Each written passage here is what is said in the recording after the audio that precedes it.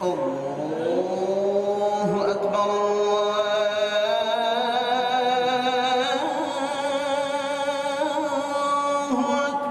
বাহির থেকে মাইকে ভেসে আসছে আজানের সুমধুর ধ্বনি। নামাজ পড়তে মসজিদে আসার জন্য মুসল্লিদের আহ্বান করা হচ্ছে।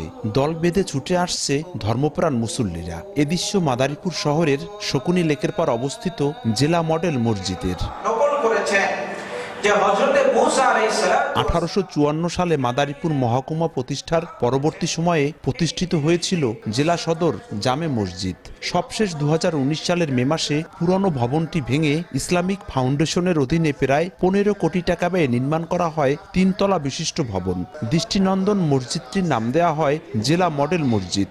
নির্মাণের পর নানা কারণে বন্ধ ছিল এর কার্যক্রম। গত 3 জানুয়ারি আনুষ্ঠানিকভাবে উদ্বোধন হয় মসজিদটি। আমি যখন আজান দেই, আজানের ধ্বনি শুনে আমাদের মহল্লার যত মুসল্লিরা আসে এই মসজিদে সমবেত হয় এবং এই আজানের সুমধুর ইসে যারা দেখা যায় দূর থেকেও শুনে তারাও দেখা যায় এখানে সমবেত হয়।